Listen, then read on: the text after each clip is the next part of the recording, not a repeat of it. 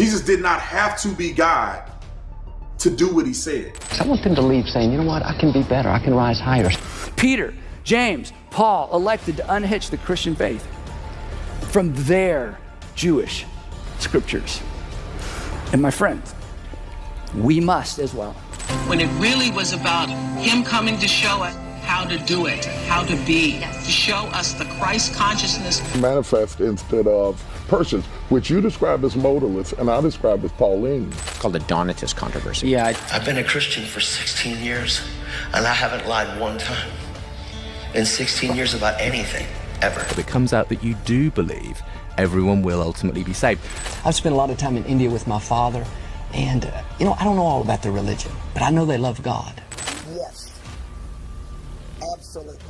I think that's what they mean by prosperity gospel. The only human part about you is this physical body that you live in. The feathers started just appearing and falling in meetings. To understand Jesus as an example in the way of someone learning to confront his own biases and prejudice.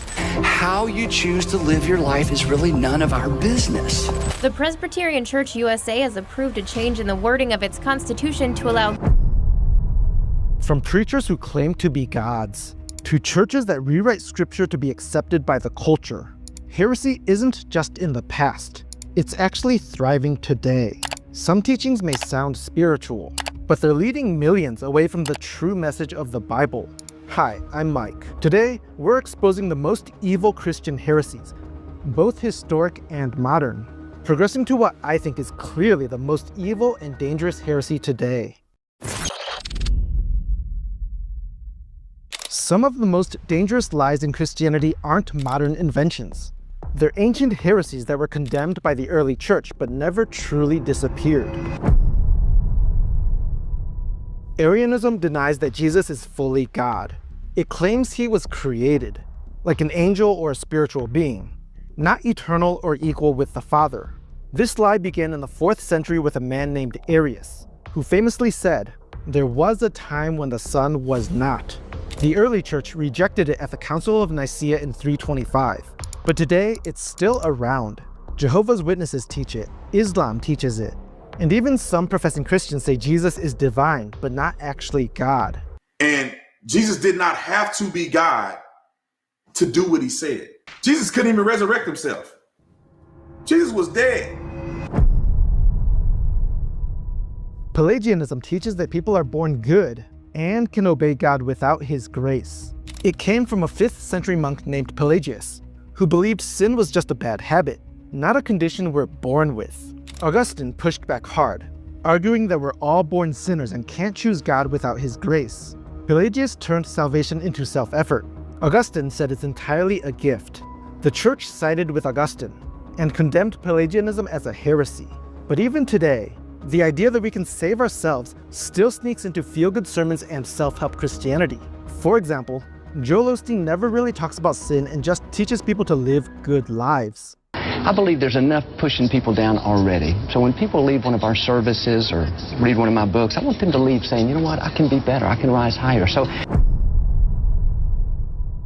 Gnosticism teaches that the physical world is evil, and that salvation comes through secret spiritual knowledge.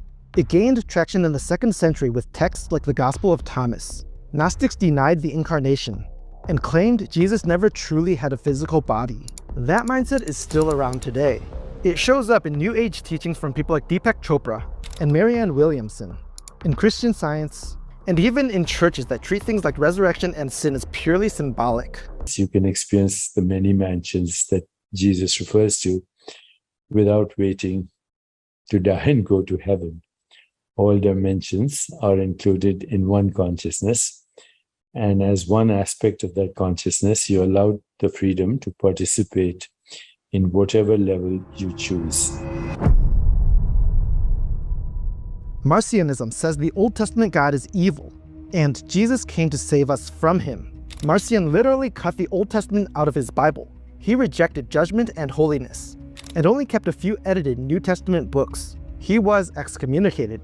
Today, Andy Stanley says Christians should unhitch from the Old Testament. Peter, James, Paul elected to unhitch the Christian faith from their Jewish scriptures. And my friends, we must as well. Progressive authors like Richard Rohr and Brian Zahnd downplay God's justice.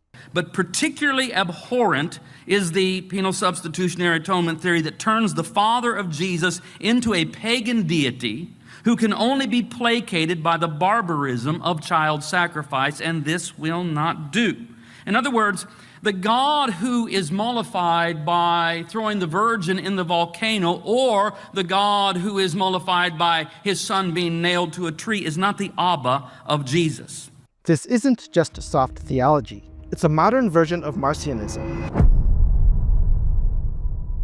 Docetism claims Jesus only seemed human. He didn't really suffer, die, or rise in the flesh. It's one of the earliest heresies, and the Apostle John explicitly called it demonic in 1 John 4:3. But it's still around. Islam says Jesus didn't really die. New Age Christians talk about Christ consciousness. And Oprah is a professing Christian who heavily promotes this idea. I'm Christian too, and I got that a long time ago. I mentioned this also in this book called Discover the Power Within You by Eric Butterworth, where he talks about the Christ consciousness. And up until then, I was like you, Margit. I thought Jesus came, died on the cross, that Jesus' being here was about his death, when it really was about him coming to show us how to do it, how to be, to show us the Christ consciousness that he had, and that consciousness abides with all of us. Yes. That's what I got. Yes. That's what I got. Yes. Thank you.